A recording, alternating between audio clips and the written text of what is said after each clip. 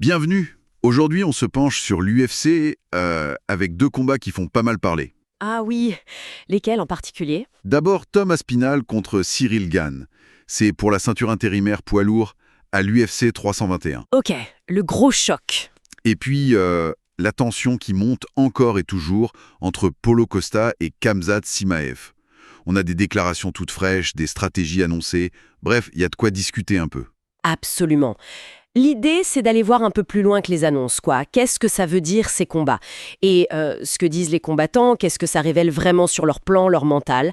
On va explorer ça juste avec les infos qu'on a. Ok, commençons par le combat poids lourd. Aspinall contre Gane. C'est le 25 octobre à Abu Dhabi. Aspinall, il a la ceinture intérimaire et il n'a pas perdu de temps pour lancer quelques piques. Il a l'air super confiant. Mhm. D'ailleurs, les premières cotes, elles le donnent largement favori. Genre 1,32 pour lui, contre 3,10 pour Gane. Ça paraît assez logique, non? Vu comment il est en ce moment. Oui, c'est vrai qu'Aspinall est sur une bonne lancée. Mais faut faire gaffe quand même à Gane. Il est numéro 1 de la catégorie. Son pied-point, c'est vraiment du haut niveau. Et puis on entend dire qu'il a beaucoup travaillé son grappling. Le grappling, ouais, c'est souvent vu comme son point faible, relatif bien sûr. Exactement. Et d'ailleurs, Et justement, il y a une info qui est sortie assez surprenante. Un de ses partenaires d'entraînement, Dave Footsing, il a dit que Cyril pourrait carrément soumettre Aspinall. ah oui, hein, carrément. Ouais. Bon, face à Aspinall qui est ceinture noire de JJB, c'est une sacrée affirmation quand même. Qu'est-ce qu'on en pense de ça? C'est du bluff ou il y a un vrai truc? C'est toute la question, en fait. D'un point de vue stratégique, c'est malin. Ça peut mettre le doute dans la tête d'Aspinall, tu vois. Le forcer à se méfier d'une menace au sol là où il s'y attend peut-être moins. Jouer sur le psychologique. Voilà. Ou alors c'est une confiance réelle, basée sur de vrais progrès de Gane à l'entraînement dans ce domaine. Ça rend l'analyse plus complexe que juste regarder les cotes. Ça ajoute cette dimension psychologique, comme tu dis. C'est pas négligeable. Intéressant. Bon, passons à l'autre duel qui chauffe bien. Costa contre Chimaev. Costa, il lâche rien. Il veut ce combat à tout prix. Ah, ça c'est clair. Faut dire que l'historique est un peu lourd, quoi. Le call-out après l'UFC 318, les tensions perso, les accusations de menaces, et puis bien sûr le combat qui a été annulé à l'UFC 294 à cause de l'infection de Costa. L'animosité, elle est bien là. Et Costa, il se contente pas de réclamer le combat, non, il a carrément détaillé publiquement son plan pour battre Chimaev. En 3 phases, s'il vous plaît. Ah ouais. Comment ça? Alors, il imagine Chimaev un peu stressé, qui va chercher le takedown tout de suite. Phase 1 pour Costa, défendre les amener au sol, laisser Chimaev se fatiguer pendant 1 minute, 1 minute 30. Ok, laissez se griller.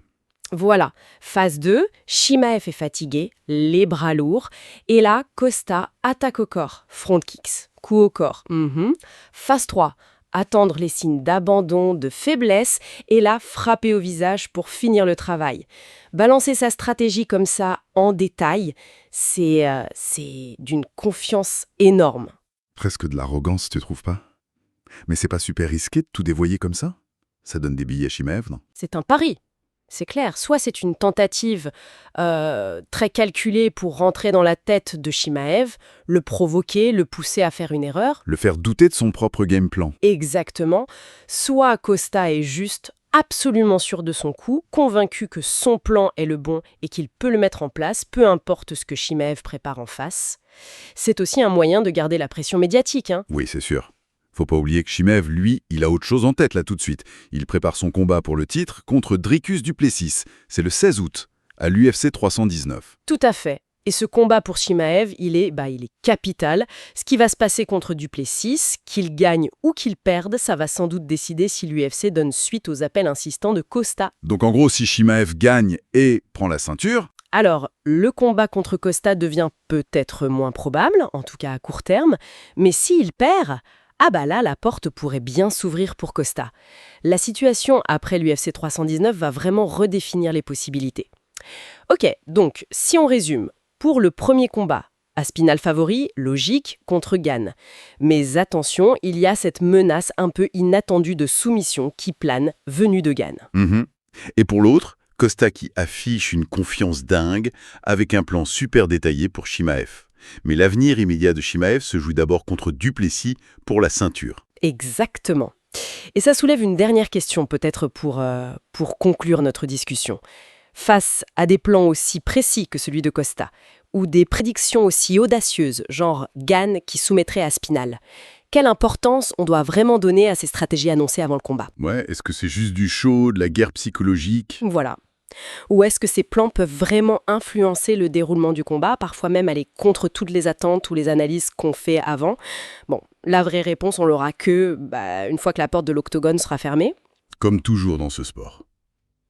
On verra bien.